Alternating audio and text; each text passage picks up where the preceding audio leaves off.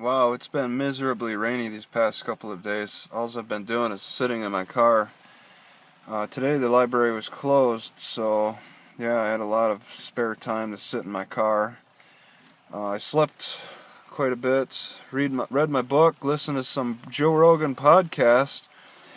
He talked to with a comedian. I learned a lot. There's always something interesting he brings up. Eventually, towards the afternoon, I went for a walk in this rain. It just wouldn't let up, and I had to stretch out my legs. And it was getting to that point where free food was the free hot meal was available. So I wanted to take advantage of that for the supper time. Even though I was pretty full anyway, I still took advantage of it and ate. It was some kind of a chicken casserole. It was pretty good. It was good.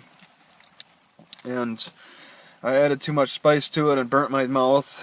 But I was trying to slow down my eating anyway. That's pretty much it. I didn't really do much today because in large part because of the rain. It's really been messing with my car too, particularly my doors. It's hard to open up my doors when it gets wet like this. Even my hatchback, the rear wind door is just, it's something slips. It makes things a little more slippery. Also today, my stalker is, I'm still in disbelief with that, but my internet stalker emailed me again and told me he joined Gigwalk, and he said no, he's a gigger and I'm a nigger. He's also asking me how I'd feel when I die alone and stuff. And that was through email, and that's just another email that I put in the spam folder. And it's just like initially it got to me because in Tillamook the townsfolks were like really aggressive with me towards the beginning of his harassment, and then he started coming in and saying, I contacted the cops and all this stuff and blah blah blah, and then what really did it, I didn't really take that part seriously. What really did it was when he had somebody come up like from somewhere to visit me, and then he started requesting a meeting time and place. And he started it out by trying to say that he wanted to meet for this suspension trainer thing and going into business. He wanted to meet on a different, for a different purpose. And that really got my attention. I was like, wow, this is some serious business. They really dug deep on my background and stuff. So I was on the move for a little bit. I just needed to give some time and space to this situation. But now it's just like the threats and stuff that he's throwing out there are just inane. They're just so ridiculous. He's pretty much in the spam folder unless he wants to make new email accounts. I'm just not taking him serious anymore. I took him serious initially, but now I don't take him serious because it's just he wrote about like potatoes growing on trees and stuff like that. It's just ridiculous.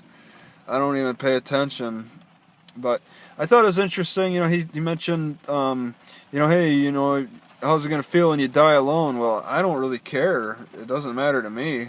It did matter to me back in my 20s, maybe, especially even before that. Kids worry about that dying alone without the friends to know and stuff.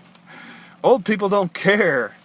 All right, I don't know. Maybe there are some old people who care about dying alone, but I just don't see how that's possible. They continue to care about that little psychological mindset that a person has. I think you grow out of it when you get into your 30s. I don't see it as that big of a deal because you've been through quite a few sicknesses already. You've probably been let down a few times by your 30s, where dying alone isn't that big of a deal. It's more of a big deal for younger people.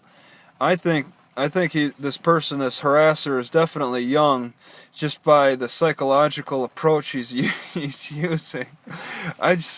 Will old people try to use that against you?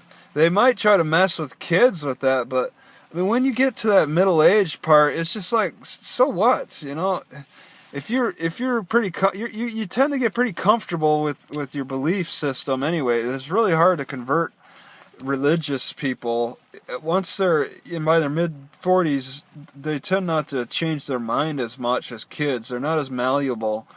You know, people think they can change anybody's mind, and it's just when a person gets older, our minds are set. So it's just ridiculous. These games are, for me, they're over unless he's really dug something so deep. He'd actually have to put a note on my car to let me know he's like in the area. Otherwise, and even if he does, I'll be recording him. You know, I'm at the point where I'll record him and put him on my YouTube channel if he wants to meet. So that's where I'm going with it now. So that's it.